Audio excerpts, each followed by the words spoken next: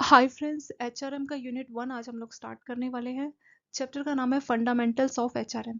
तो ये जो चैप्टर रहेगा यहाँ पे एचआरएम के बेसिक्स जो है देखे जाएंगे। ठीक है। और यहाँ से देखते हैं। सो एचआरएम एग्जैक्टली क्या है? Human resource management. जो आपके एम्प्लॉयज काम करते हैं आपके यहाँ पे, उनको मैनेज करना, वही आपका एक एचआरएम हो जाएगा। ठीक है। तो एचआरएम और आपके जो एम्प्लॉयज काम करते हैं उनको डेवलप करना होता है, जिसको बोला जाता है एचआरडी। तो एचआरडी जो है आपके एचआरएम का सब सिस्टम होता है। यानी अगर आप बात करें एचआरएम ये है, तो एचआरडी इसी का ही एक पार्ट है। एचआरडी में क्या होता है? ह्यूमन रिसोर्स को डेवलप करना, उनको ट्रेनिंग देना, उनके स्किल्स को बढ़ाना, ये होता है आपका एचआरडी। एचआरएम का फोकस बहुत ही ब्रॉड होता है। इसका मेन काम यही होता है कि जो एम्प्लॉयज है उनको मैनेज किया जाए। सो एचआरएम में ये देखा जाता है कि सही टैलेंटेड लोगों को लाया जाए, उनको लॉन्ग टर्म तक रखा जाए, पॉलिसीज इस तरह से बनाई जाए जो लॉन्ग टर्म तक आपके एम्प्लॉयज को आपके पास रोक के रखे। ठीक है। Developing employee is a ongoing process. तो एम्प्लॉय को डेवलप करना, डेवलप मतलब उनकी स्किल्स को बढ़ाना, उनको ट्रेनिंग देना, ये एक ऑनगोइंग प्रोसेस है।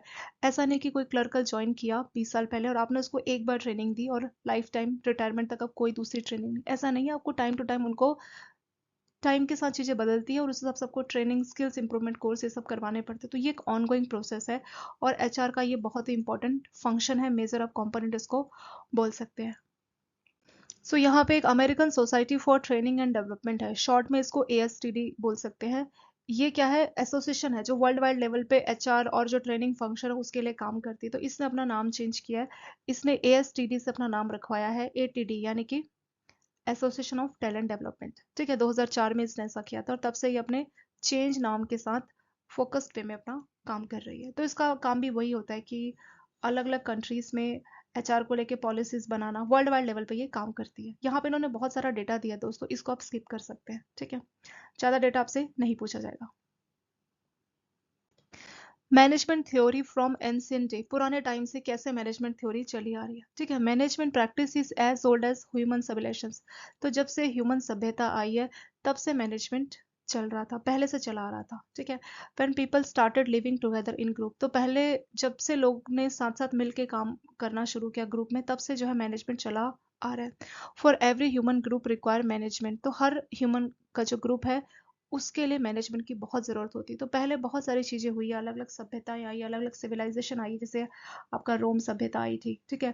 इंडस वैली सभ्यता आई थी। जितनी भी सभ्यता आई थी, या फिर आप देखते हैं ताजमहल, ये जो इजिप्ट के पिरामिड बने, ये कैसे बने होंगे? तो वहां पे भी तो मैनेजमेंट काम किया होगा ना। तो प्रॉपर मैनेजमेंट से काम होता है। तो यही बोलना चाह रहे हैं कि जो मैनेजमेंट है वो काफ़ी पहले टाइम से चला आ रहा है। मैनेजमेंट को अगर आप डिस्क्राइब करना चाहें तो बोल सकते हैं oldest of arts and youngest of the science. तो ये पुरानी आर्ट्स है या पुरानी कला आप इसको बोल सकते हो, और नया साइंस है। ठीक है। नया साइंस और पुरानी कला है। तो हम देख सकते हैं कि मैनेजमेंट बहुत पहले टाइम से चला रहा है। अलग अलग जो सभ्यता है, आप ग्रीस सभ्यता बोल लीजिए, रोम बोल लीजिए, उस टाइम से चला आ रहा है। अगर हम ताजमहल हमें आज दिखाई दे रहा है या इजिप्ट के पिरामिड दिखाई दे रहे हैं, तो कहाँ से बने होंगे? वहां पे भी तो मैनेजमेंट किया गया होगा ना। तो इफेक्टिव मैनेजमेंट से लोगों को मैनेज करके काम कराया जाता था। तो ये चीज अभी नहीं है, ये कोई नई चीज नहीं है, बहुत पुरानी चीज है। ये चीज पहले से चली आ रही है। ठीक है। तो यही चीज इसमें इन्होंने बताई है। फिर यहाँ पे इन्होंने एक चेस्टर बार्नट है, ये आपके सोशलिस्ट है। इन्होंने एक थ्योरी डेवलप की है। ठीक है।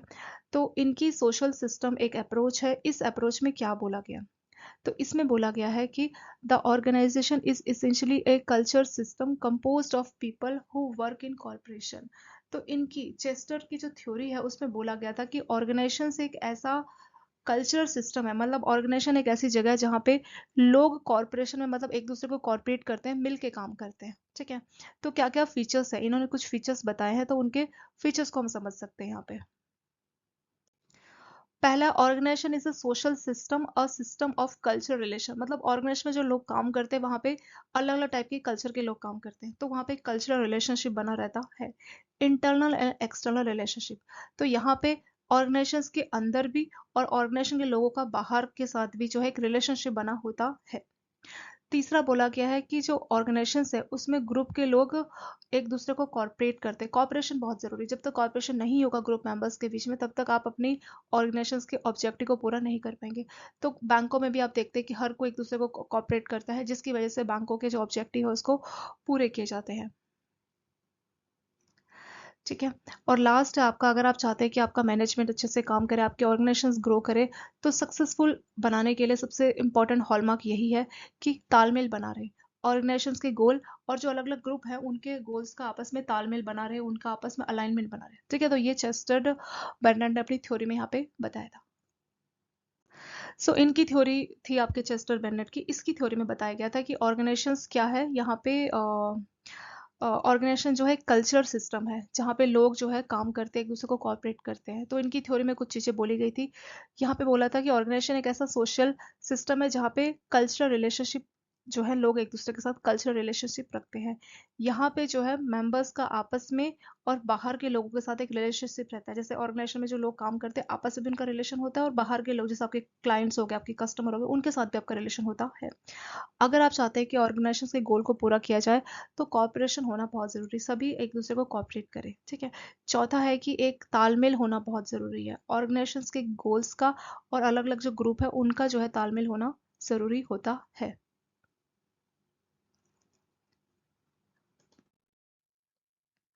नेक्स्ट टॉपिक है हमारा फंडामेंटल्स ऑफ एचआरएम। एचआरएम का फंडामेंटल यानी बेसिक क्या है, एग्जैक्टली क्या चीज़ है एचआरएम। नाम से आपको लग रहा होगा दोस्तों, एचआरएम यानी कि ह्यूमन रिसोर्स मैनेजमेंट। ठीक है, तो यहाँ पे ह्यूमन रिसोर्स के रिगार्डिंग जो बेसिक बातें हैं वो सब इसमें बताई गई होंगी। पहले कंसेप्ट, पॉलिसीज एंड प्रैक्टिस। अगर हम बात करें एचआरएम थ्योरी की, एचआरएम के मैनेजमेंट थ्योरी की, ये जो है लास्ट 150 सालों से क्या होता है, डेवलप्ड होता जा रहा है। और HRM is concern with people dimension in management. तो एचआरएम में एक्जैक्टली क्या हो रहा है कि जो पीपल है जो आपके ऑर्गेनाइजेशन में काम कर रहे हैं उनको मैनेज किया जा रहा है। Since every organisation is made of people, क्योंकि जो भी आप ऑर्गेनाइजेशन देख लीजिए वहाँ पे लोग होंगे, एक्वायरिंग देयर सर्विसेज, उनकी सर्विसेज आप लेते हैं, उनकी स्किल्स को डेवलप करते हैं और उनको मोटिवेट करते हैं ताकि वो अच्छा परफॉर्म कर सकें। ठीक है। और जो उनका कमिटमेंट है उसको भी वो कंटिन्यू कर सके, अपनी ऑर्गेनाइजेशन के लिए जो उन्होंने कमिटमेंट किया कि हम इस तरह से काम करेंगे, ऐसा आउटपुट देंगे, उस चीज़ को भी कंटिन्यू कर सके, ये सब चीज़ें देखी जाती है।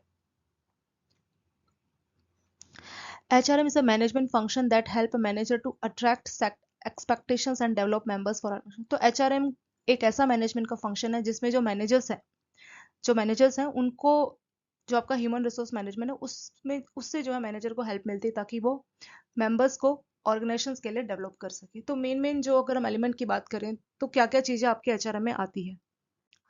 Core elements of HRM.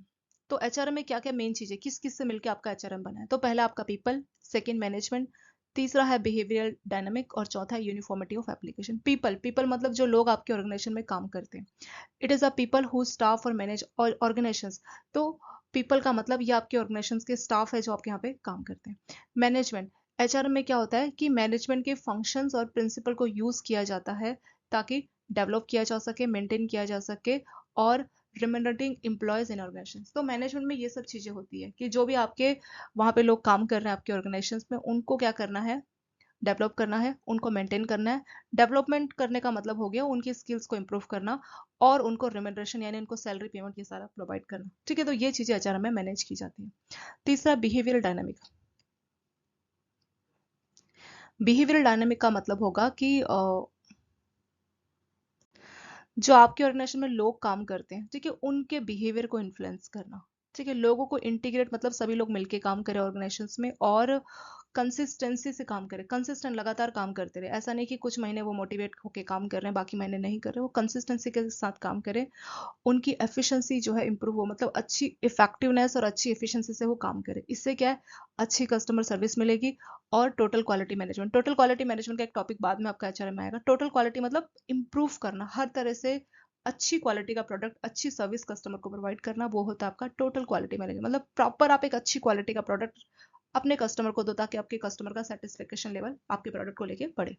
तो बिहेवियर डायनामिक में मतलब अपने ऑर्गेनाइजेशन के लोग के बिहेवियर को इस तरह से इन्फ्लुएंस करना कि वो अच्छी एफिशिएंसी और इफेक्टिवनेस, कंसिस्टेंसी और मिल के काम करे। ठीक है, ताकि अच्छी क्वालिटी का प्रोडक्ट दे सको, अच्छी कस्टमर सर्विस दे सको, और आपकी क्वालिटी भी इंप्रूव हो।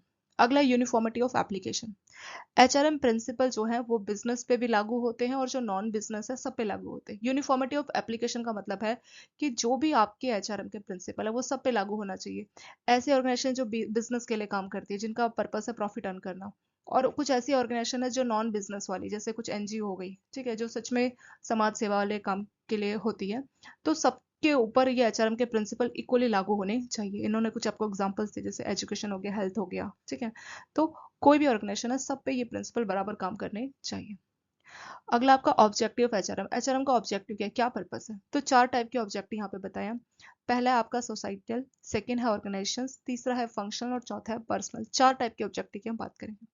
पहला आपका सोसाइटल ऑब्जेक्टिव। इसका क्या मतलब है?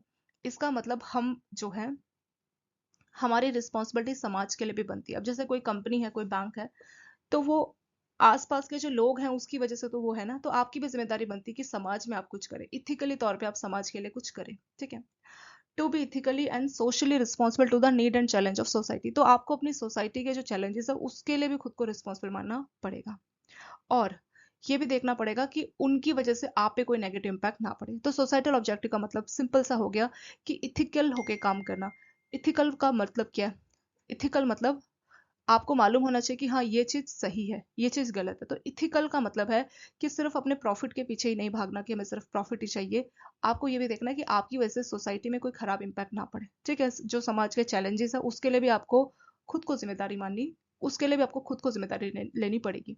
तो आपकी बैंक है या कोई भी ऑर्गेनाइजेशन है, आपको इथिकली होकर काम करना पड़ेगा। प्लस आपकी जो सोसाइटी है, ठीक है, आपकी जो सोसाइटी, उनके लिए भी आपकी रिस्पॉन्सिबिलिटी बनती है कि उनके जो चैलेंजेस है, उनकी जो जरूरतें हैं, उनको उनको भी आप ध्यान दो। सेकेंड आता है आपका ऑर्गेनाइजेशन ऑब्जेक्टिव।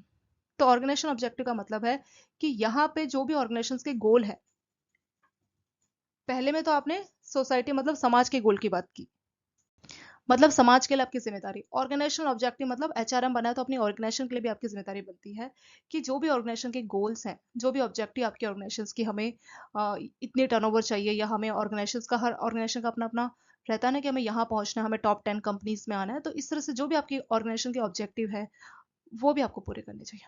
तीसरा आपका फंक्शनल ऑब्जेक्टिव।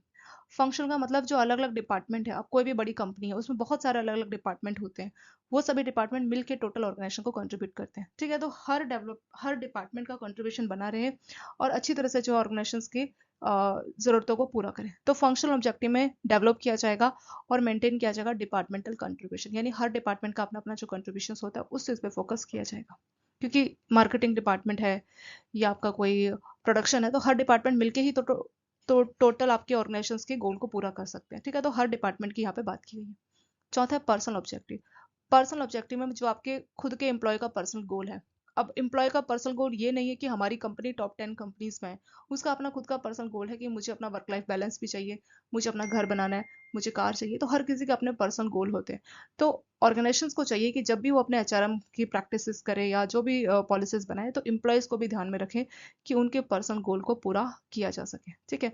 क्योंकि जब एम्प्लॉय का खुद का पर्सनल गोल पूरा होगा, तभी जो है वो अच्छी कंट्रीब्यूशन दे पाएगा अपनी ऑर्गेनाइजेशन में, ठीक है। तो ये 4 यहाँ पे इन्होंने ऑब्जेक्टिव यहाँ पे बताए। यही वाले एचआरएम के जो फंक्शन, अगर इसको हम प्रोफेशनल तरह से देखें, प्रोफेशनल नजर से देखें, तो क्या ऑब्जेक्टिव हो सकते हैं? तो इसी को समराइज किया गया। पहला एडवाइजरी रोल। तो जो एचआरएम है वो एडवाइस करेगा मैनेजमेंट को कि क्या क्या सॉल्यूशन होगा, अलग अलग प्रॉब्लम्स का क्या क्या सॉल्यूशन होगा, ठीक है। जैसे कोई पॉलिसी बनानी है तो इन सब को लेकर एडवाइस करेगा कौन? आपका एचआरएम जो है मैनेजमेंट को एडवाइस करेगा कि किस तरह से पॉलिसीज और प्रैक्टिसेस होनी चाहिए। इसमें आपकी एम्प्लॉयमेंट पॉलिसी की, एम्प्लॉय को लेकर आपने क्या गाइडलाइंस बनाई है, एम्प्लॉयमेंट में क्या टर्म्स कंडीशन होगी, कितना उनको सैलरी दिया जाएगा, किस तरह से उनका करियर प्रमोशन होगा, कैसे उनको ट्रेनिंग दी जाएगी, रिटायरमेंट, तो ये सारा कुछ एम्प्लॉयमेंट पॉलिसी में आ जाएगा। सेकेंड है प्रोसीजर। तो इसमें आपका एसओपी होता है, यानी कि स्टैंडर्ड ऑपरेटिंग प्रोसीजर। तो जो भी एक्टिविटी हो रही है, ठीक है, from man power planning and recruitment to decision, employee को आप सेलेक्ट कर रहे हो, रिक्रूटमेंट कर रहे हो और उनको आप हटा रहे हो, तो सबको लेके एसओपी यानी स्टैंडर्ड ऑपरेटिंग प्रोसीजर का प्रॉपर प्रोसीजर होना चाहिए। सेकेंड आता है आपका फंक्शनल रोल। तो इसमें जो आपका एचआर जो फंक्शनल रोल है, इसमें क्या होता है कि जो लाइन मैनेजर है उनको गाइडलाइंस दी जाएगी ताकि वो पॉलिसीज को सही तरह से इंप्लीमेंट कर सकें, ठीक है। तो लाइन मैनेजर्स कौन होंगे? लाइन मैनेजर्स जैसे आपके डिपार्टमेंट में अलग अलग पोस्ट पे जो मैनेजर्स होते हैं उनकी बात की गई है, ठीक है। तो लाइन मैनेजर्स जो है गाइडेंस दी जाएगी उनको, ठीक है। लाइन मैनेजर्स को गाइडेंस दी जाएगी ताकि वो पॉलिसीज को सही तरह से इंप्लीमेंट कर सके। यहाँ पे जो आपका एचआर डिपार्टमेंट है वो एक तरह से मेंटर का काम कर रहा है, वो बाकी के जो फंक्शनल डिपार्टमेंट है उनको गाइडेंस दे रहा है, ठीक है। तो ये हो गया आपका फंक्शनल रोल। तीसरा है सर्विस रोल। सर्विस रोल में होगा तो जो भी इंफॉर्मेशन है, यूजफुल इंफॉर्मेशन है, वो इसमें प्रोवाइड कराई जाएगी, क्योंकि कुछ भी डिसीजन आपको लेना हो तो आपको मालूम होना चाहिए कि ये जो इन्फॉर्मेशन है ये अप टू डेट है, बिल्कुल सही इन्फॉर्मेशन हमें मिली, तो सारी इन्फॉर्मेशन जो है प्रोवाइड कराई जाएगी। चौथा है स्पेशलिस्ट रोल। मतलब एचआर अपने में एक बहुत बड़ा प्रोफेशन है, उसमें भी अलग अलग टाइप के स्पेशलिस्ट है, तो उनके रोल की बात की गई यहाँ पे, ठीक है। जैसे कंपनसेशन देने के लिए कि कितना सैलरी ये सब देना चाहिए, कितना कंपनसेशन, उसके लिए एक अलग से स्पेशलिस्ट है। कॉम्पिटेंसी असेसमेंट प्रैक्टिशनर, ये भी एक अलग स्पेशलिस्ट है जो देखेगा कि कितनी योग्यता है आपके स्टाफ में, ठीक है। तो अलग अलग डिपार्टमेंट के अलग अलग, मतलब एचआर एक बड़ा डिपार्टमेंट है, एचआर के अलग अलग जो फंक्शन है सबके लिए अलग अलग स्पेशलिस्ट की बात की, तो ये रोल यहाँ पे बोला गया। नेक्स्ट आपका मैनेजरियल फंक्शंस ऑफ एचआरएम। तो एचआरएम का मैनेजरियल फंक्शंस क्या होता है? देखिए, हमने पहले एचआरएम के कोर प्रिंसिपल की बात की। तो एचआरएम आपका कुछ नहीं है, बस जो आपके लोग हैं उन्हीं को मैनेज करना, वही आपका एचआरएम है। इसके जो एलिमेंट्स है, चार है मेनली: पीपल, मैनेजमेंट, बिहेवियर और यूनिफॉर्मिटी। पीपल जो लोग वहाँ पे काम करते हैं, आपकी कंपनी के, बैंक के स्टाफ। मैनेजमेंट में क्या आ जाएगा, जो भी अलग मैनेजमेंट के फंक्शंस है कि आपके लोगों को, एम्प्लॉयज को डेवलप करना, उनको मेंटेन करना, उनको प्रॉपर सैलरी देना, उनको एक्वायर करना। बिहेवियरल डायनामिक में क्या हो जाएगा कि जो आपके एम्प्लॉयज है उनको इस तरह से उनको इन्फ्लुएंस करना कि वो एफिशिएंसी के साथ, इफेक्टिवनेस के साथ काम करे, ताकि अच्छी क्वालिटी का प्रोडक्ट दे सको, अच्छी कस्टमर सर्विस दे सको। चौथा, यूनिफॉर्मिटी ऑफ एप्लीकेशंस, ठीक है। तो एचआरएम की जो भी आपकी एप्लीकेशन है, जो भी प्रिंसिपल है, वो सब पे बराबर लागू होने चाहिए, चाहे वो बिजनेस ऑर्गेनाइजेशन हो या नॉन बिजनेस, जैसे एनजीओ होती है, तो सभी पे इक्वली लागू होना चाहिए। एचआरएम का ऑब्जेक्टिव क्या, पर्पस क्या? इसके चार टाइप के पर्पस है। एक है सोसाइटल ऑब्जेक्टिव, जिसमें समाज में आप किस तरह से काम कर रहे हैं, समाज की जरूरतें और चैलेंजेस के लिए आप खुद को रिस्पॉन्सिबल मान रहे हैं, ठीक है। ऑर्गेनाइजेशन ऑब्जेक्टिव में आपकी खुद की ऑर्गेनाइजेशन का क्या पर्पस है। कोई भी ऑर्गेनाइजेशन चाहती है कि हम अच्छे से ग्रो करें, हम अच्छे से आगे बढ़े, तो वो ऑर्गेनाइजेशन ऑब्जेक्टिव में आएगा। फंक्शनल ऑब्जेक्टिव में आएगा कि हर डिपार्टमेंट क्या कंट्रीब्यूट कर रहा है, ठीक है। हर डिपार्टमेंट का कंट्रीब्यूशन आपका फंक्शन वाले में आ जाएगा। पर्सनल ऑब्जेक्टिव में आपके जो एम्प्लॉय काम कर रहे हैं, स्टाफ, उनके खुद के पर्सनल गोल होंगे ना, तो उस पर फोकस किया जाएगा, ताकि आपकी ऑर्गेनाइजेशन मदद कर सके अपने एम्प्लॉयज के पर्सनल गोल के लिए। अब जैसे बैंकों में हाउसिंग लोन, ये सब स्टाफ को बहुत कंसेशन रेट पे दिया जाता है, तो ये भी एक तरह से उनके पर्सनल गोल को पूरा किया जा रहा है। क्यों? क्योंकि बहुत ही कंसेशन रेट पे आप हाउसिंग लोन देके अपने स्टाफ को इंस्पायर कर रहे हैं कि हाँ, आपने बहुत सस्ते रेट पे हमें घर दिलाया है, तो हम भी अपनी ऑर्गेनाइजेशन के लिए कुछ करें, ठीक है। तो इससे क्या होता है कि वो अपनी ऑर्गेनाइजेशन को भी कंट्रीब्यूट करता है। जब आपके एम्प्लॉय खुद खुश हैं, एक खुश इंसान एक अच्छा आउटपुट दे सकता है एज कम्पेयर टू एक दुखी इंसान, ठीक है। इस तरह से यहाँ पे देखा गया। फिर अगर हम प्रोफेशनल नजर से देखें, तो एचआरएम के ऑब्जेक्टिव को इस तरह से समराइज किया गया। पहला, एडवाइजरी रूल। एडवाइजरी में अलग अलग प्रॉब्लम का सॉल्यूशन दिया जाएगा, उसमें एडवाइस की जाएगी। जैसे एम्प्लॉयमेंट पॉलिसी, एम्प्लॉयमेंट को लेके क्या क्या टर्म्स कंडीशन है, किस तरह से करियर प्रमोशन होगा, कितना कंपनसेशन दिया जाएगा, ये सारा आपका एम्प्लॉयमेंट पॉलिसी में आ जाएगा। प्रोसीजर, इसमें एसओपी होगा, स्टैंडर्ड ऑपरेटिंग प्रोसीजर। जितनी भी एक्टिविटी हो रही है उसको लेके एसओपी यानी स्टैंडर्ड ऑपरेटिंग प्रोसीजर की यहाँ बात की गई है। सेकेंड है फंक्शनल रोल। सो एचआरएम में क्या होगा कि आपके जो लाइन मैनेजर्स हैं, ठीक है, उनको गाइडेंस दी जाएगी, ठीक है। इसलिए गाइडेंस दी जाएगी ताकि जो भी पॉलिसीज है उसको सही तरह से इम्प्लीमेंट किया जा सके। तो यहाँ पे जो है एचआर, जो आपका एचआर है, वो एक तरह से मेंटर का काम करता है, बाकी जितने भी फंक्शनल डिपार्टमेंट है सबको वो गाइडेंस देने का काम कर रहे हैं। सर्विस रोल में ये देखा जाएगा कि जो भी यूजफुल इंफॉर्मेशन है एचआरएम वो प्रोवाइड करें, ठीक है। This require the HRM department to be the provider of useful information on HRM. तो एचआरएम के मैटर में जो भी यूजफुल इंफॉर्मेशन है उसको चाहिए कि वो प्रोवाइड करें, ठीक है। ये उनका सर्विस रोल आ जाएगा। अब जैसे कोई भी एम्प्लॉय है, इतने हमारे यहाँ पे एम्प्लॉय है, इस तरह से आउटपुट था, ये सब, तो ये सारी जो इन्फॉर्मेशन एचआरएम के रिगार्डिंग है, ये इन्फॉर्मेशन प्रोवाइड करनी चाहिए। एचआरएम का ये फर्ज बनता है, एचआरएम डिपार्टमेंट की ये जिम्मेदारी बनती है। स्पेशलिस्ट रोल, एचआरएम अपने में एक बहुत बड़ा प्रोफेशन है, धीरे धीरे ये ग्रो भी करता गया। एचआरएम में भी टाइम के साथ इमरजेंस, मतलब कुछ ना कुछ चेंजेस देखने को मिला।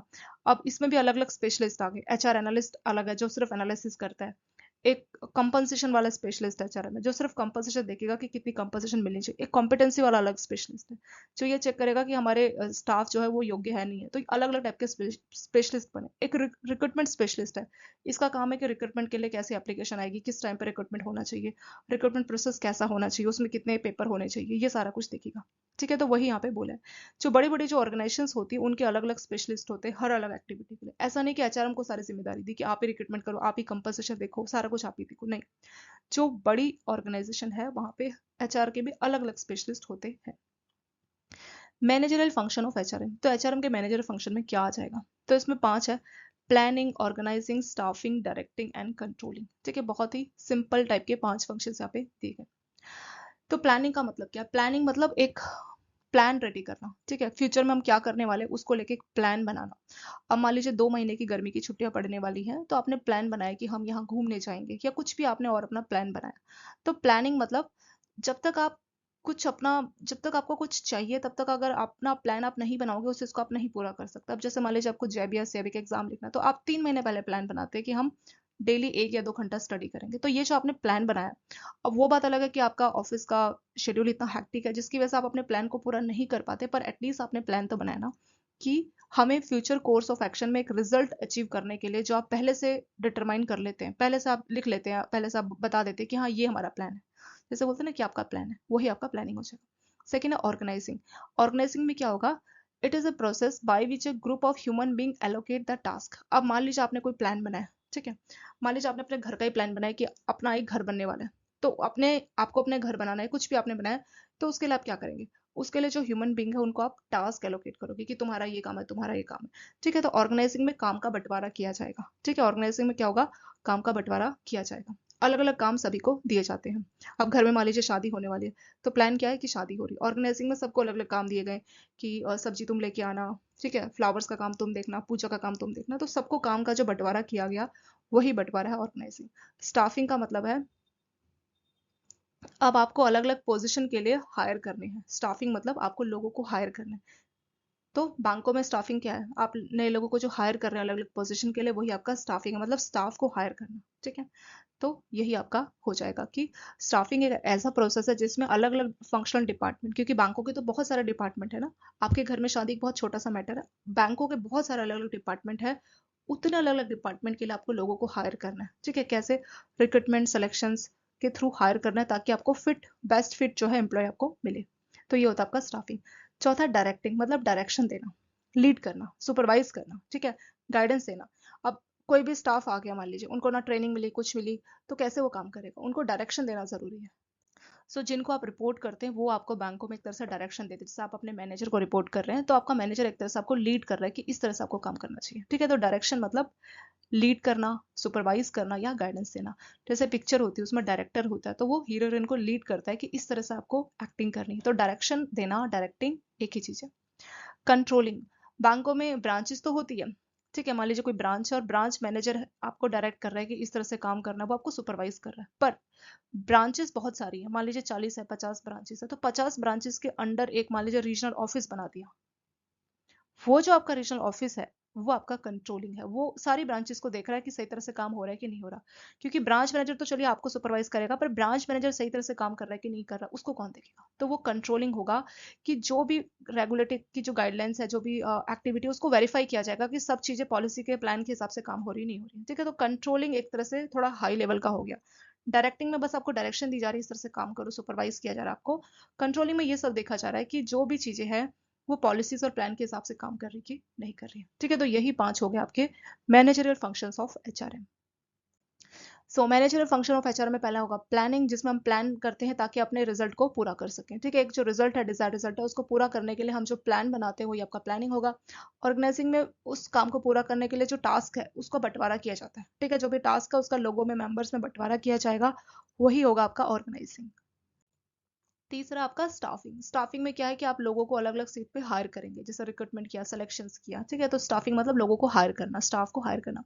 डायरेक्टिंग मतलब डायरेक्शन देना, एक सुपरवाइज करना, गाइडेंस देना, ठीक है। जो भी एम्प्लॉयज पर्सनल मतलब आपके जो एम्प्लॉयज काम कर रहे हैं उनको क्या काम करना, उनको डायरेक्शन और गाइडेंस देना आपका डायरेक्टिंग होता है। कंट्रोलिंग मतलब आपकी जो एक्टिविटी है रेगुलेशंस के हिसाब से काम कर रहे हैं कि नहीं कर रहे, जो हमने प्लान बनाया था, जो हमारा ऑब्जेक्टिव था उस हिसाब से काम हो रहा है कि नहीं हो रहा, वो देखा जाएगा, ठीक है। तो वो आ जाएगा आपका कंट्रोलिंग। इसीलिए आपके जो कंट्रोलर्स हैं उनका मेन फोकस यही होता है कि जो ऑर्गेनाइजेशन का गोल है, इतना प्रॉफिट आपने किया नहीं किया, इतने लोन्स किए नहीं किए, ये सब आपका कंट्रोलर चेक करता है। ब्रांच मैनेजर का काम है कि ब्रांच को रन करना, तो जिम्मेदारी थोड़ी बड़ी यहाँ पे हो जाती है कंट्रोलिंग लेवल पे, क्योंकि एक कंट्रोलर 40 या 50 ब्रांचेस को देख सकता है, पर एक ब्रांच मैनेजर सिर्फ अपनी ब्रांच को ही देखेगा, ठीक है। तो डायरेक्शन में आपको सुपरवाइज किया जाता है, गाइडेंस दी जाती है, लेकिन कंट्रोलिंग में देखा जाता है कि जो ऑर्गेनाइजेशंस के ऑब्जेक्टिव है, प्लान है, उस हिसाब से काम हो रहा है कि नहीं हो रहा है। सो यहाँ पे आपका मैनेजरियल फंक्शन कंप्लीट हुआ। अब हम देखेंगे ऑपरेशनल फंक्शन ऑफ एचआरएम क्या क्या होता है। इसमें 5 स्टेप के फंक्शन है। पहला आपका प्रोक्यूरमेंट। प्रोक्यूरमेंट में एचआर की planning, recruitment, selections, inductions and placement. So इसमें एचआर प्रॉपर प्लानिंग करता है कि कितने स्टाफ ये सब हमें देखने हैं, कितने लोग चाहिए, क्या चाहिए।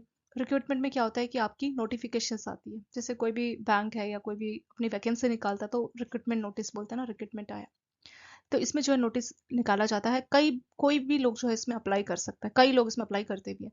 सिलेक्शन में, रिक्रूटमेंट में मान लीजिए 10 लाख लोगों ने रिक्रूटमेंट के लिए अप्लाई किया, एप्लीकेशन डाली। सिलेक्शन सिर्फ 10 लाख में से मान लीजिए 10,000 लोगों का ही होगा, तो वो हो गया आपका सिलेक्शन। इंडक्शन में क्या होता है कि जब पर्सन सेलेक्ट हो जाते हैं तो उनको नई ऑर्गेनाइजेशन से उनको वेलकम किया जाता है, उनको ट्रेनिंग दी जाती है, उनको पूरा बताया जाता है ऑर्गेनाइजेशन के बारे में। मतलब एक तरह से पूरा पूरा का पूरा ट्रेनिंग और डेवलपमेंट आपके एम्प्लॉय का किया जाएगा। प्लेसमेंट मतलब फाइनली आपको ब्रांच पे पोस्टिंग दे दी जाएगी, ठीक है, कि इस ब्रांच में आप काम करेंगे। तो ये जो चीजें आपके प्रिक्रूटमेंट में आ जाएगी। सेकेंड आपका डेवलपमेंट। डेवलपमेंट में अब आपको अपने स्टाफ को डेवलप करना है। कैसे आप करेंगे? उनको आप ट्रेनिंग दोगे, उनको स्किल डेवलपमेंट कराओगे, ठीक है, उनकी मेंटरिंग की जाएगी, काउंसलिंग की जाएगी, ठीक है। तो ये सारी चीजें आप डेवलपमेंट में करते हैं ताकि आपके जो एम्प्लॉय जो ज्वाइन कर चुके हैं, जिनको प्लेसमेंट आपने फाइनली दे दी ब्रांच, वो खुद को आगे डेवलप कर सके। अगला है कंपनसेशन। कंपनसेशन में कितना आप उनको सैलरी देने वाले हो, ये सारा कितना वेजेस होगा, कितनी सैलरी होगी, ये सारा आपका कंपनसेशन में आ जाएगा। इंटीग्रेशन। इंटीग्रेशन में जो आपकी खुद की पर्सनल वैल्यू है, ह्यूमन रिसोर्स की वैल्यू और ऑर्गेनाइजेशन की जो वैल्यू, उनको इंटीग्रेट कराया जाता है। इंटीग्रेट होकर अगर काम करेंगे, आप अपनी जो खुद की पर्सनल वैल्यूज है उसको ऑर्गेनाइजेशन, मतलब आपकी जो पर्सनल वैल्यू कुछ थी, मान लीजिए आपकी पर्सनल वैल्यू कुछ थी, पर अभी जो है आपको ऑर्गेनाइजेशन के हिसाब से सोचना पड़ेगा, हमारे ऑर्गेनाइजेशन की जो वैल्यू है उसके हिसाब से आपको खुद को ढालना पड़ेगा। तो वो इंटीग्रेशन का काम इसमें किया जाता है कि आपको ऑर्गेनाइजेशन की वैल्यू के हिसाब से सोचना है, अपनी पर्सनल वैल्यूज के हिसाब से नहीं सोचना है। अगला आता है आपका मेंटेनेंस। मेंटेनेंस मतलब आपकी जो वर्क कंडीशन है उसको इम्प्रूव कराया जाएगा, एम्प्लॉय को मोटिवेट किया जाएगा कि वो आगे और जो है लाइफ में ऑर्गेनाइजेशन में आगे वो इम्प्रूव करे। तो ये चीजें जो है आपके मेंटेनेंस में की जाती है। नेक्स्ट है development function of HRM. So development function में क्या क्या आ जाएगा? पहला आता है आपका रिटेंशन मैनेजमेंट। रिटेंशन मतलब लोगों को रिटेन किया जाए, लंबे टाइम तक आप अपनी ऑर्गेनाइजेशन के साथ जुड़े रहे, ठीक है। तो रिटेंशन में ये देखा जाता है कि जो है, जो की टैलेंट है, जो मेन टैलेंटेड लोग हैं, वो आपकी ऑर्गेनाइजेशन के साथ अच्छे टाइम तक जुड़े रहे, ठीक है, वो होगा आपका रिटेंशन मैनेजमेंट। सेकेंड है काउंसलिंग और एडवाइजरी मैनेजमेंट। इसमें जो है एडवाइस दी जाएगी, या जो इंप्लॉइज है उनको मान लीजिए कुछ प्रॉब्लम आ रही है, या वर्क लाइफ या कुछ वर्क इन्वायरमेंट पर कुछ प्रॉब्लम आ रही है, तो उनको प्रॉपर काउंसिल किया जाएगा, उनको काउंसलिंग और एडवाइस दी जाएगी। तीसरा है चेंज मैनेजमेंट। चेंज मैनेजमेंट में क्या होगा कि HR is often called on to manage change whether initiated internal subsequent to someone restructuring as to when merger। Change management मतलब मान लीजिए कोई बैंक है, उनका मर्जर हो गया या किसी ने उसको एक्वायर कर लिया, तो काफी कुछ बदल जाता है। अब नए लोग हैं, नया नया, अब नई ऑर्गेनाइजेशन में पॉलिसी भी नई होती है, तो वो जो चेंजेस आ रहा है उसको मैनेज करना, ये भी जो है आपका चेंज मैनेजमेंट में होगा। कि अब बदल चुका है, टाइम बदल चुका है। जैसे पहले क्या था कि आपके सारा काम मैनुअल होता था, ठीक है, फिर उसके बाद आपका कंप्यूटर आया। तो लोगों को मैनुअली काम करने से ज्यादा कंप्यूटर वाला काम जरूरी है, क्योंकि अब सारे बैंक में कोर बैंकिंग ये सब आ गया था। अगर उस टाइम पे ये चेंज मैनेजमेंट नहीं होता तो बहुत डिफिकल्टी आ सकती। तो चेंज मैनेजमेंट में ये देखा जाता है कि आपका ऑर्गेनाइजेशन में कुछ भी रिस्ट्रक्चर हो रहा है, कोई भी चेंज आ रहा है, तो लोगों को कैसे मैनेज करना है, उस नए चेंज के हिसाब से खुद को ढाल सके। चौथा, एम्प्लॉय एंगेज। इसमें जो है देखा जाता है कि एम्प्लॉय अपने काम में पूरी तरह से एंगेज रहे, अपने काम पे फोकस करे, और उनका जो मॉरल है वो भी बना रहे, और लॉयल्टी यानी ईमानदारी भी बनी रहे। एट्रिशन या टर्नओवर मैनेजमेंट। एट्रिशन का मतलब होता है कि टर्नओवर का मतलब और एट्रिशन का एक ही मतलब है कि कितने एम्प्लॉय छोड़ के जा रहे हैं आपके ऑर्गेनाइजेशन को। जिस कंपनी का टर्नओवर रेट ज्यादा है, मतलब टर्नओवर का मतलब कितने एम्प्लॉय छोड़ के आपकी कंपनी को जा रहे हैं, कितने लोग रिजाइन करके जा रहे हैं आपकी कंपनी से, ठीक है, उसी को बोलते हैं। तो टर्नओवर अगर किसी कंपनी का ज्यादा है या एट्रिशन किसी कंपनी का बहुत ज्यादा है, तो इसका मतलब क्या होगा? तो to reduce the attrition rate, find the reason for attrition turnover. मतलब एट्रिशन टर्नओवर वही है कि लोग छोड़ के क्यों जा रहे हैं, तो उसका रीजन फाइंड करना और उसको दूर करने की कोशिश करना कि लोग कम से कम रेजिग्नेशन करें, ठीक है। तो एट्रिशन मैनेजमेंट वो हो गया। Talent management. टैलेंट मैनेजमेंट में ये इंश्योर किया जाता है कि जो सही टैलेंटेड लोग हो उनको हायर किया जाए, उनको फिर डेवलप किया जाए ट्रेनिंग के थ्रू या आपकी स्किल डेवलपमेंट प्रोग्राम के थ्रू, और उनको जो है प्रोग्रेसिव का जो आपका करियर पाथ है उसमें उनको रिटेन किया जाए, ठीक है। तो ये सारे हो गए आपके डेवलपमेंट फंक्शन ऑफ HR। तो 4-5 जो फंक्शन है यहाँ पे रिटेंशन मैनेजमेंट में, ये देखा गया कि जो की टैलेंटेड लोग हैं वो आपकी ऑर्गेनाइजेशन के साथ बने रहे, वो जुड़े रहे, वो कहीं जाए ना। काउंसलिंग में आप उनको प्रॉपर एडवाइस दीजिए। कई बार जो है एम्प्लॉय खुद भी बहुत कंफ्यूज हो जाता है कि किस तरह से काम करना है, क्या करना है, उसे कुछ समझ ही नहीं आता। तो ऐसे टाइम पे आप उसको काउंसलिंग दीजिए, उनको एडवाइस दीजिए। चेंज मैनेजमेंट में क्या होता है कि अब मान लीजिए कोई कंपनी है, कोई बैंक है जिसका मर्जर हुआ या किसी और ने इसको एक्वायर कर लिया, ठीक है, टेक ओवर कर लिया, तो उस केस में नया इन्वायरमेंट सब कुछ चेंज हो गया है, पॉलिसीज चेंज हो गई है, तो वैसे में कैसे एडजस्ट कर पाएंगे, तो उसके लिए चेंज मैनेजमेंट जरूरी होता है। अगला आता है एम्प्लॉय एंगेजमेंट। तो एम्प्लॉय को काम में पूरी तरह से एंगेज रखना, वो अपने काम को मतलब खुशी के साथ करें, उनका मॉरल बना रहे, लॉयल्टी ईमानदारी बनी रहे। एट्रिशन या टर्नओवर मैनेजमेंट। टर्नओवर मैनेजमेंट का मतलब होता है कि टर्नओवर मतलब कितने लोग छोड़ के आपकी कंपनी को जा रहे हैं, ठीक है। टर्नओवर रेट यानी कितने ज्यादा लोग छोड़ के जा रहे हैं। हर कंपनी जिसका टर्नओवर रेट कम है तो वो अच्छी बात है, क्यों? क्योंकि कम टर्नओवर का मतलब कम लोग छोड़ के जा रहे हैं। 100 लोग ज्वाइन कर रहे हैं, उसमें से सिर्फ 20 अगर आपके लोग छोड़ के जा रहे हैं तो ये खराब टर्नओवर है, लेकिन सिर्फ 5 या 4 जा रहे हैं तो ये ठीक है, कंपेरेटिवली ठीक है। तो टर्नओवर या एट्रिशन में यही देखा जाता है कि कम से कम टर्नओवर या एट्रिशन देखने को मिले, मतलब कम से कम लोग छोड़ के जाएं। क्योंकि जैसे लोग छोड़ के जाते हैं उनका एक्सपीरियंस होता है, नॉलेज होती है, और फिर उनको सारा कुछ मालूम है ना, क्या चीज़ें कैसे काम करती है। अब आप खुद सोचिए कि आपकी ब्रांच किसी स्टाफ की कहीं मान लीजिए ट्रांसफर हो जाती है, तो उसको सारा काम मालूम है, तो 1-2 महीने तो एडजस्ट होने में लग जाता है। तो वो सारी दिक्कतें झेलनी पड़ती है, तो इसीलिए जो है एट्रिशन या टर्नओवर को कम किया जाता है। टैलेंट मैनेजमेंट में इस बात को इंश्योर किया जाता है कि जो टैलेंटेड लोग हैं उनको हायर किया जाए, डेवलप किया जाए और आगे लंबे टाइम तक उनको अपने साथ रखा जाए। नेक्स्ट है एम्प्लॉय पॉलिसीज। पॉलिसीज क्या होती है? Set of rules. जैसे कोई कंपनी या ऑर्गेनाइजेशन अपनी पॉलिसीज बनाती है, उसमें क्या होता है? गाइडलाइंस होते हैं, रूल्स होते हैं ऑर्गेनाइजेशन के लिए, ठीक है, ताकि किसी गोल को पूरा किया जाए। तो कोई भी जो गोल है उसको पूरा करने के लिए जो आपने सेट ऑफ रूल्स बनाए हैं, जो गाइडलाइंस बनाई है, वही आपकी पॉलिसी होती है। यानी ये आपके एक्शन का प्लान है, मतलब आपने एक प्लान बनाया, इस एक्शन आपके एक्शन का प्लान होता है आपकी पॉलिसी, कि हम ये काम करेंगे, इस इसका जो प्लान है वही आपकी पॉलिसी है। तो जो एम्प्लॉय की पॉलिसी होती है वो क्या बताता है? वो बताता है कि आपकी मैनेजमेंट का विजन क्या है, क्या आप सोचते हैं, ठीक है। जो आपके एम्प्लॉयज है उनकी बेसिक रिक्वायरमेंट क्या है, और भेदभाव ना किया जाए, जो डिस्क्रिमिनेशन है उसको कम से कम किया जाए। और कई कई ऑर्गेनाइजेशन में ये देखने को मिलता है कि कुछ लोगों को फेवर किया जाता है, भले ही वो लोग मेहनत कम करें, उनको एक्स्ट्रा फेवर मिलता है। तो इस सब चीज को दूर किया जाए, यही चीजें आपकी एम्प्लॉय पॉलिसी में होनी चाहिए। मतलब आपकी मैनेजमेंट का विजन क्या है, क्या आप चाहते हैं, आपकी ऑर्गेनाइजेशन कहाँ पहुंचना चाहती है, आप किस तरह से जो अपने आपको आगे देखना चाहते हैं, आपकी ऑर्गेनाइजेशन खुद को किस तरह से देखना चाहती है। एम्प्लॉय की बेसिक रिक्वायरमेंट को समझना और भेदभाव इन सबको दूर करना, ये सब चीजें जो है आपके एम्प्लॉय पॉलिसी में होनी चाहिए।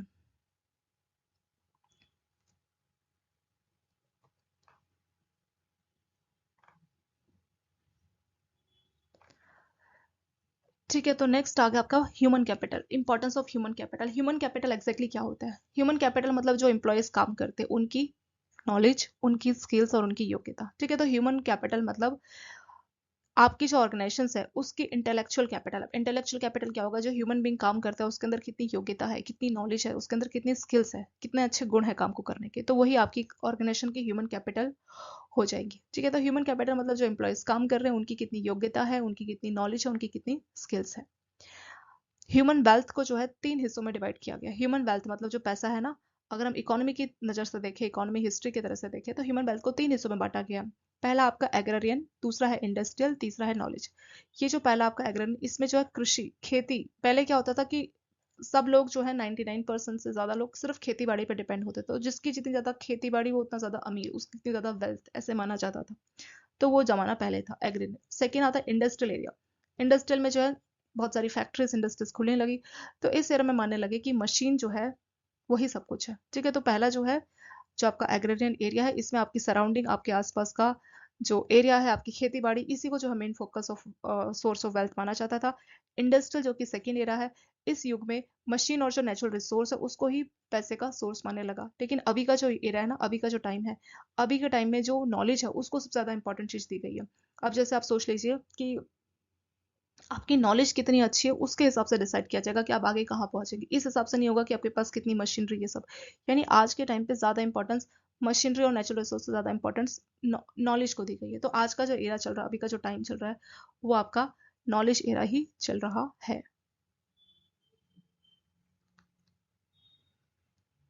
सो बिजनेस का एसेंस क्या है, बिजनेस का मेन सार क्या है? बिजनेस में क्या होता है कि जो आपकी नॉलेज है उसको गुड्स और सर्विसेज में कन्वर्ट किया जा रहा है, ताकि कस्टमर उसको यूज कर सके, ठीक है। Ultimately it is a knowledge that is exchange for money. तो आपकी जो नॉलेज है, आपके अंदर जो नॉलेज है, उसी के आधार पर आपको पैसे दिए जा रहे हैं। तो ह्यूमन कैपिटल की अगर हम बात करें तो ये ह्यूमन की skills, knowledge, attribute, motivation, efforts, इन सब का ही जोड़ है। इन्हीं सबको आप ऐड कर दीजिए, यही आपकी ह्यूमन कैपिटल हो जाएगी।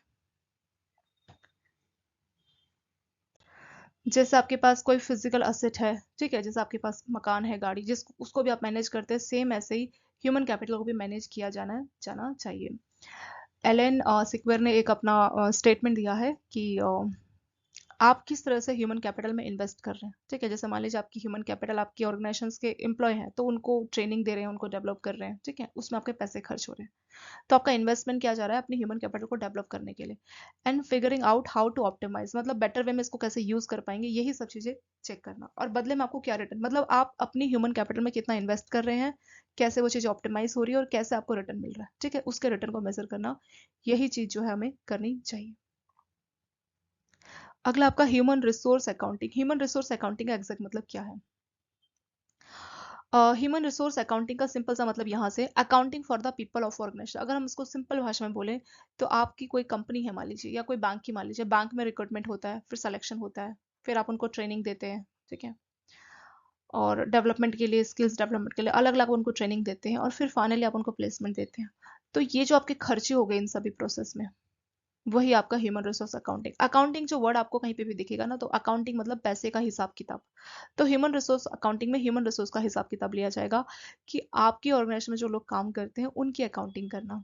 इसमें देखा जाएगा, it involve measuring the cost incurred by organisation. तो इसमें ये देखा जाएगा कि कॉस्ट मतलब खर्चा कितना आया, किस इसमें, रिक्रूटमेंट में हमने एप्लीकेशन डाली तो उसमें कितना खर्चा आया, हमने सिलेक्शन किया, फिर हायर किया, ट्रेनिंग दी, डेवलपमेंट की, ह्यूमन एसेट को, ह्यूमन एसेट कौन हो गया, आपका स्टाफ जिसको हायर किया गया, तो उसमें टोटल कितना खर्चा आया, वही होता है आपका ह्यूमन रिसोर्स अकाउंटिंग। नेक्स्ट आपका वैल्यूएशन ऑफ ह्यूमन कैपिटल।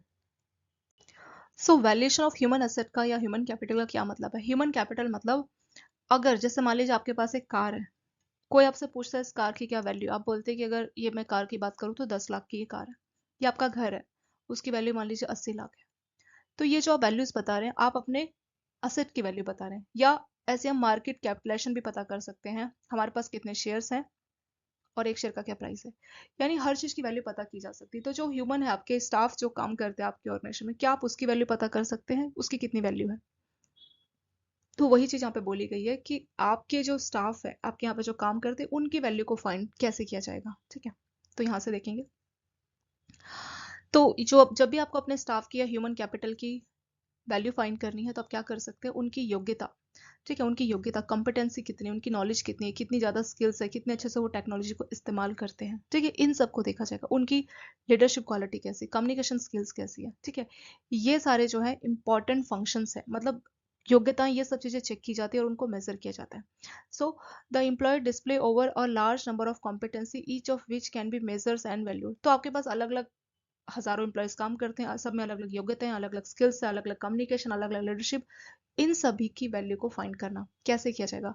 कुछ सॉफ्टवेयर होते हैं, या MIS मैनेजमेंट इंफॉर्मेशन सिस्टम, यहाँ पे आपके स्टाफ का सारा डेटा स्टोर रहता है, ठीक है। तो वो क्या करते हैं, इन सभी कॉम्पिटेंसीज, इन सभी योग्यताओं को कन्वर्ट कर देते हैं एक नंबर में, एक आउटपुट, एक नंबर बताते हैं, और वही आपकी ह्यूमन असेट की वैल्यू हो जाती है, ठीक है। सो मैनेजमेंट इंफॉर्मेशन सिस्टम, या आप सॉफ्टवेयर बोल लीजिए, जहाँ पे आपके स्टाफ का A to Z सारा का सारा डेटा होता है। इन्होंने ये कोर्स कर रखा है, ये इन्होंने स्किल्स के लिए ट्रेनिंग ली है, ये डेवलपमेंट प्रोग्राम अटेंड किया, इस तरह से इनका आउटपुट था, मतलब सब कुछ जो है आपका मैनेजमेंट इंफॉर्मेशन सिस्टम के पास होता है। तो अब आप अच्छा ग्रेड ला रहे हैं या कुछ भी अच्छा कर रहे हैं, तो उसकी भी इंफॉर्मेशन आपके मैनेजमेंट इंफॉर्मेशन सिस्टम, तो मैनेजमेंट इंफॉर्मेशन सिस्टम क्या करते हैं, आपकी इन सभी कॉम्पिटेंसीज को कैप्चर करता है और उसको एक नंबर में, एक आउटपुट में कन्वर्ट कर देता है। वही जो नंबर है वही आपकी ह्यूमन कैपिटल की वैल्यू होगी, मतलब एक नंबर में बताना कि इसकी कितनी वैल्यू। अब देखा जाए तो ह्यूमन को तो खरीदा नहीं जा सकता। अब ह्यूमन की वैल्यू का क्या ये मतलब है कि हम इतने पैसे देके इस ह्यूमन को खरीद सकते हैं? नहीं, इसका ये मतलब नहीं। इसका ये मतलब है कि ह्यूमन के अंदर जो योग्यता है, नॉलेज है, उसको अगर हम कोई नंबर देना चाहे तो, ठीक है। तो कंपनी के पास जो एम्प्लॉयज होते हैं, कंपनी को अगर अपनी असली वैल्यू पता करनी है, तो ह्यूमन रिसोर्स तो उसका बहुत इंपॉर्टेंट, जो ह्यूमन है वो तो स्टाफ उसका बहुत इंपॉर्टेंट रिसोर्स है, क्योंकि मशीन है, टेक्नोलॉजी किसी काम की नहीं जब आपके पास एक अच्छी नॉलेज का, अच्छी क्वालिटी का स्टाफ नहीं होगा। तो उसकी भी वैल्यू फाइंड करने की कोशिश करती है ऑर्गेनाइजेशन, ताकि वो खुद की वैल्यू फाइंड कर सके, क्योंकि बहुत सारे आपकी किसी भी बैंक में मान लीजिए 1 लाख लोग काम कर रहे हैं, 50,000 लोग काम कर रहे हैं, उनकी भी तो वैल्यू जो है ऑर्गेनाइजेशन की वैल्यू में ऐड हो जाती है। तो इसीलिए जो है कंपनी, ऑर्गेनाइजेशन अपने ह्यूमन की वैल्यू फाइंड करना चाहती है। वो इसलिए फाइंड करना चाहती है ताकि हमारी ऑर्गेनाइजेशन की वैल्यू कितनी है वो उसलिए फाइंड कर रही है। वो इसलिए नहीं है कि इतने पैसे देकर हम इस स्टाफ को खरीद लेंगे, ऐसा कोई हिसाब नहीं होता है। वो सिर्फ उनकी योग्यताएं, कॉम्पिटेंसीज, नॉलेज, एक्सपर्टीज, उसको एक नंबर में कन्वर्ट करना चाह रहे हैं, उसके लिए वो MIS सॉफ्टवेयर का हेल्प लेते हैं। So human capital in bank, तो ह्यूमन कैपिटल की यहाँ पे बात की गई है कि over more than half a million, 1 million में 10 लाख होता है, तो 5 लाख से ज़्यादा जो एम्प्लॉय है वो पब्लिक और प्राइवेट सेक्टर में काम करते हैं। बैंकों में भी ये कंसेप्ट भी है कि बहुत सारी चीज़ें जो है आउटसोर्सिंग कराई जा रही है, तो ज़्यादातर जो काम है आजकल आउटसोर्सिंग से भी कराया जा रहा है। और बहुत सारे बैंकों में ये भी होता है कि टाइम टू टाइम जो है ट्रेनिंग और डेवलपमेंट एम्प्लॉय की जाती है हर लेवल पे, चाहे आप क्लर्क लेवल पे हो या बहुत ही सीनियर लेवल पे हो, सीनियर मोस्ट एग्जीक्यूटिव हो, तो हर जगह पे आपकी प्रॉपर ट्रेनिंग और डेवलपमेंट प्रोग्राम चलाए जाते हैं। Transforming employ into productive assets, तो ऑर्गेनाइजेशन जानता है कि जो एम्प्लॉयज है उनका आउटपुट कितना ज़रूरी है, तो इसीलिए जो है ऑर्गेनाइजेशन उसमें इन्वेस्ट करता है। कैसे इन्वेस्ट करता है? ताकि उनकी एबिलिटीज़ को इम्प्रूव किया जाए। So transforming employ into productive asset मतलब एम्प्लॉय की ट्रेनिंग में, डेवलपमेंट में इस तरह से आपको इन्वेस्ट करना है ताकि उनकी एबिलिटीज़ को बढ़ाया जाए, ठीक है, और वो अच्छी प्रोडक्टिविटी के साथ अच्छी क्वालिटी का काम हमें करके दे। ये चीज़ इसमें बताई गई है।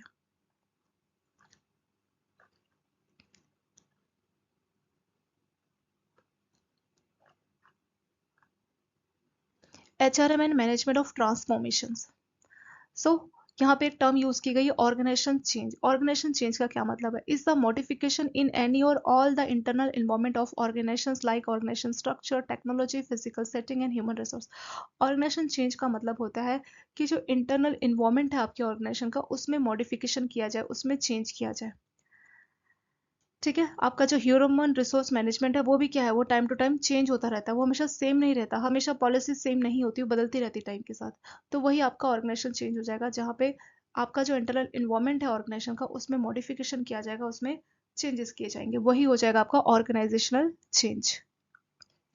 इसमें इन्होंने बहुत सारा पुराना डेटा दिया हुआ है कि कितनी आउटसोर्सिंग की, इन सब में क्वेश्चंस नहीं आते दोस्तों, तो यहाँ पे बहुत सारी चीज़ें जो है अननेसेसरी भी दी गई है, उसको आप स्किप कर दीजिए।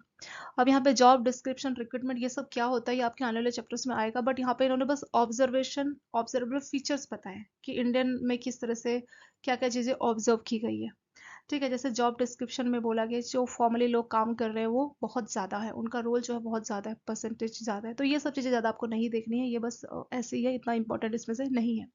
सिर्फ इन्होंने आपको एक डेटा दिया हुआ है एक तरह से, ठीक है, ये डेटा दिया हुआ है। अगर कोई रिसर्च पेपर रेडी करना है तो वहाँ पे डेटा काम आएगा, आपके एग्जाम में इसमें से क्वेश्चन नहीं पूछा जाएगा। कौन कौन से इशू है एचआरएम में?